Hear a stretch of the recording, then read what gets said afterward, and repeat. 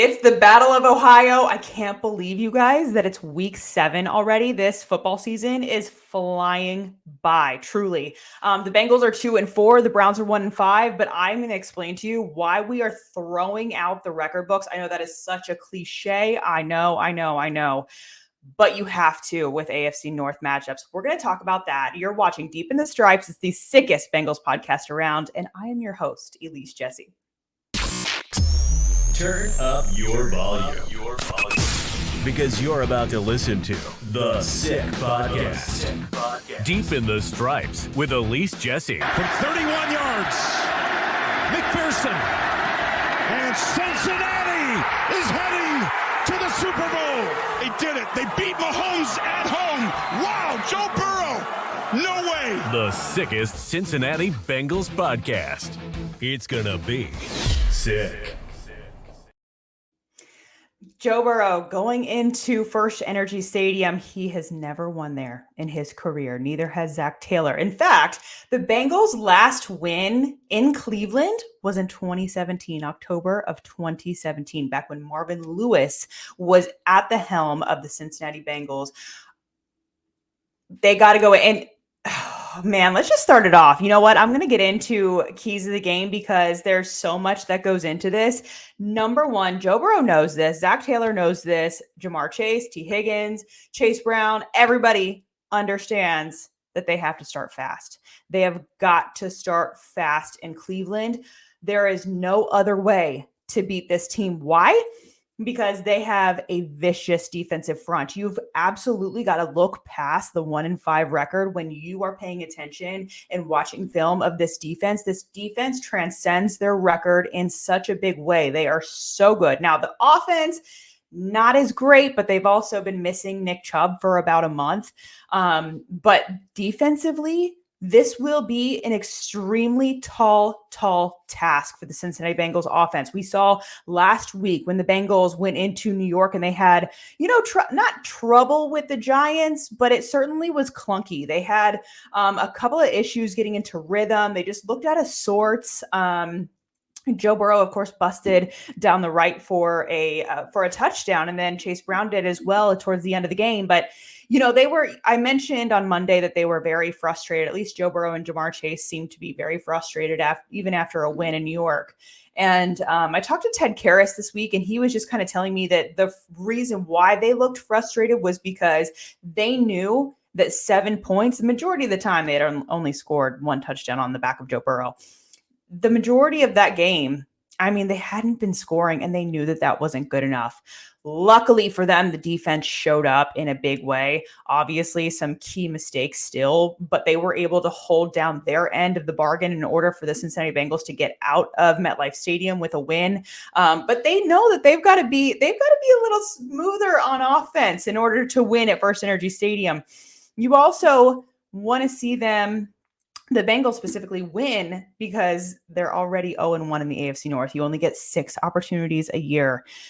Starting 0-2 in the AFC North is very different and very detrimental to the rest of your season than 2-4 is, in my opinion. You've got to win within your division if you are going to go on a deep run into the playoffs. And already having a loss to Baltimore makes a loss in Cleveland really, really tough for this team on their journey, because their ultimate goal is to win the division title, which you're not going to do if you're not going to win in the AFC North, obviously, and to win the AFC title, and then to win the Super Bowl, go to the Super Bowl and finally win Cincinnati's first Lombardi trophy, raise that up. They would love to do that, but they're in a really tough spot. They know that they've got to claw out of it. Now, the reason they have to start fast is because this defense plays differently when their team is ahead. And the Bengals know that. They've experienced that on so many occasions. I wrote about this this week on CincinnatiBengalsTalk.si.com. Myles Garrett welcomed Joe Burrow into the league with a vicious hit. He stripped the ball. It was a sack fumble. His teammate sacked Joe Burrow, and Joe Burrow, a rookie in 2020, laid on the ground it was only 7 seconds, but it felt like an eternity. And then one of the Browns defensive linemen helped Joe Burrow up to his feet, actually. And then you remember last year, I know that there was a lot of blame for the weather on last year's game with Cincinnati Bengals lost in Cleveland. And yes, it was rainy, but I didn't see that as a viable excuse, to be honest with you. I remember distinctly watching this game last year, and Myles Garrett looked like he wasn't even taking the game seriously. He was lined up over center and he was doing like fake crossover moves. And Joe Burrow had 2 seconds before Myles Garrett was in his face. Joe Burrow had to roll to the right and then ultimately ended up with a sack. I mean, Myles Garrett completely changes the game, and he's had Joe Burrow's number for a while. I mean, I'm just going to put it simply. Myles Garrett, since Joe Burrow has entered the league, Myles Garrett has been feasting on JB like he's a Thanksgiving turkey every single year. And that's not a slight to Joe Burrow. That is just a testament to how talented and incredible Myles Garrett is out on the field. Now, Myles Garrett, from my understanding, he popped up on the injury report after week 1 against Dallas, and it was some kind of like foot issue that he's dealing with in both feet. And I know he said it's recorded and everything, Myles Garrett talking about how he's had some foot issues, and he's eventually probably going to have surgery down the line. But it's funny because he says that after week 1, and then that next game he has a sack, a tackle for loss. Like, he disrupts the game again. He has 4 sacks on the year. He has 8 total sacks on Joe Burrow in Joe Burrow's career. He's a player that sacked Joe the most since JB entered the league in 2020. He's got 16 quarterback hits on him. And I'm interested to see how that plays out, how this offensive line plays on Sunday. It's going to be extremely important. Obviously, Joe Burrow has been playing at an incredibly high level so far this year. He leads the league in quarterback rating at a 110.3 QBR. That's incredible. Will he be able to keep that up? Will he be able to play like he has been playing so far on the season? And Myles Garrett, obviously his plan is to disrupt that. And the Bengals know that he is just such a difficult defensive tackle to handle, really. And I talked to Ted about that, and Karras was just kind of telling me that, he expects to deal with Myles Garrett a lot, but it's not lost on the entire offensive line that every single guy on the line is going to have to deal with him at some point or another. It's the reigning defensive player of the year. You cannot leave this man unblocked. This man will absolutely torch you and torture your quarterback if you allow him to go unblocked. He will wreck your game plan with ease. He'll wreck your game plan while he's doing fake crossover basketball moves before the ball is snapped. That's what he will do.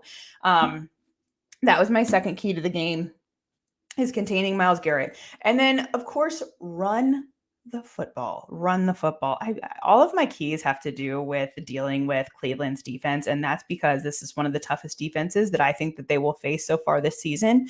Running the football will be ultra important because if you become one-dimensional against this team, it's a murder scene on the field.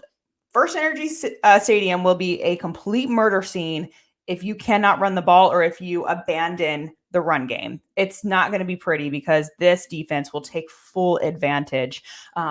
Jim Schwartz, the Browns defensive coordinator, called out the secondary after last week, saying that they just made too many mistakes. They did not do a good job. So you would expect them to have kind of a bounce back game like that. That's in their minds. That's what they would aim to do in week 7, is to have a bounce back game and prove to their defensive coordinator that they belong on that field and that they are valuable in those starting positions. So I'm interested to see how they respond after their DC called them out this week.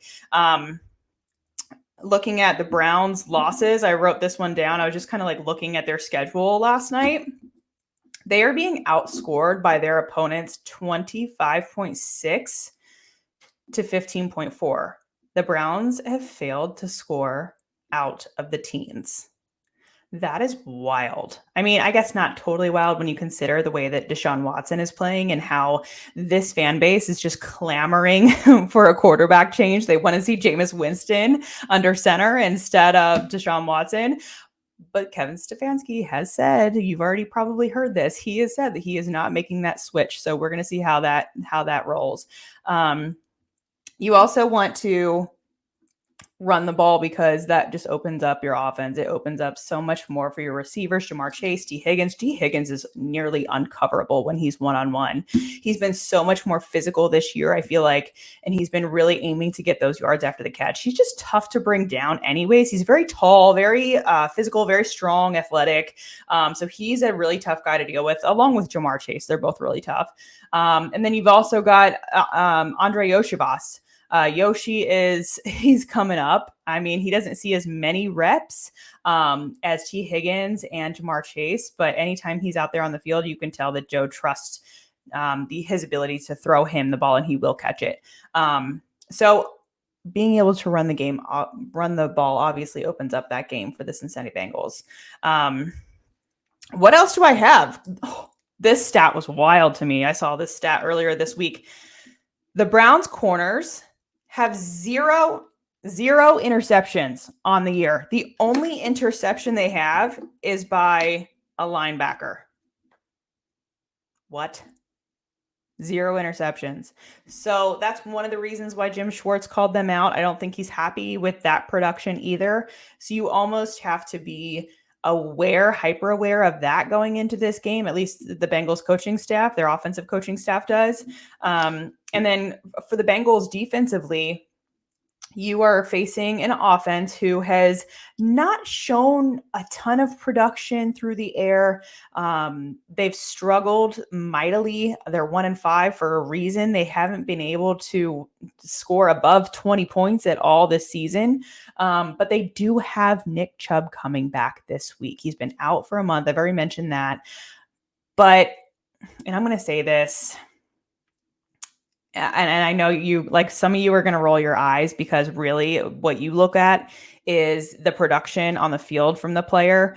But you also have to acknowledge that when there are emotions going into this game, some players play a different way. Nick Chubb has a ton of respect within his locker room. It's literally the only thing that Browns fans have to be excited about in week 7 is the fact that Nick Chubb is coming back. They adore him up in Cleveland. And with him coming back, I think that the Browns will feel a little bit more juice going into this game. Now, whether or not he's limited, if you look at the history of players coming back from injury, typically a coach would like to see them in a limited capacity purely because they want to ease them back in, make sure that they don't, irritate anything, make sure that the player is good, ready to go. Football shape has a lot to do with that as well. But at the end of the day, if Nick Chubb comes in and maybe they have 15 snaps planned for him, if he comes in and he is wrecking the game, you better believe that coaching staff will absolutely play him on every possible snap that they can, because the name of the game is winning. At the end of the day, if Nick Chubb is being productive and going out there and showing that he is fully healthy, fully ready to go, and he's not afraid of anything with the knee, and he is just crushing the Bengals defense, they will play him. They will keep those snap counts going higher and higher throughout the game, I think. I think special teams will have a lot to do with this. We talked last week about how Ryan Rico, his punts were fantastic, and then Tyson Anderson was right there to make the tackle, or right there by the ball catcher on almost every single time out. And I think that's a big deal. I think that field position will have a lot to do with the Cincinnati Bengals and their ability to get this win on Sunday. It would be a huge monkey off this team's back to go into First Energy Field and finally win there in the Zach Taylor, the Joe Burrow era.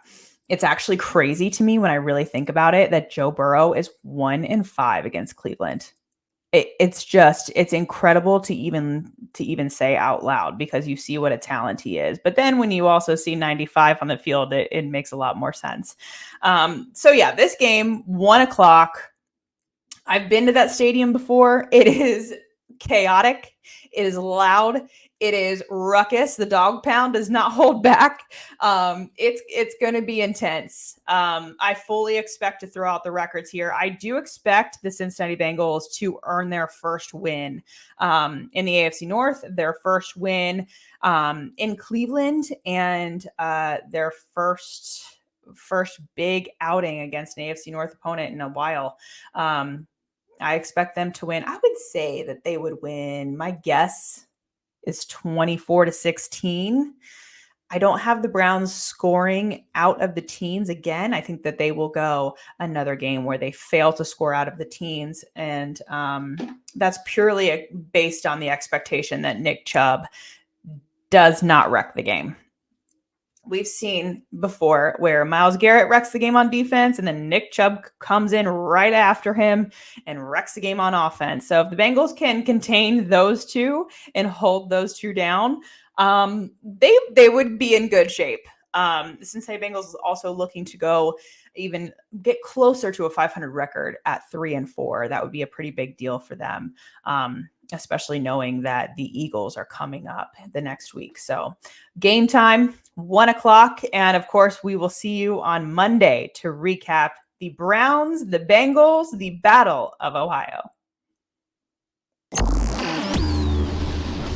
And that's a wrap. Hope you don't miss us too much until next time. Follow the Sick Podcast Deep in the Stripes with Elise Jesse on YouTube, Instagram, Facebook, Google Play, and Apple Podcasts.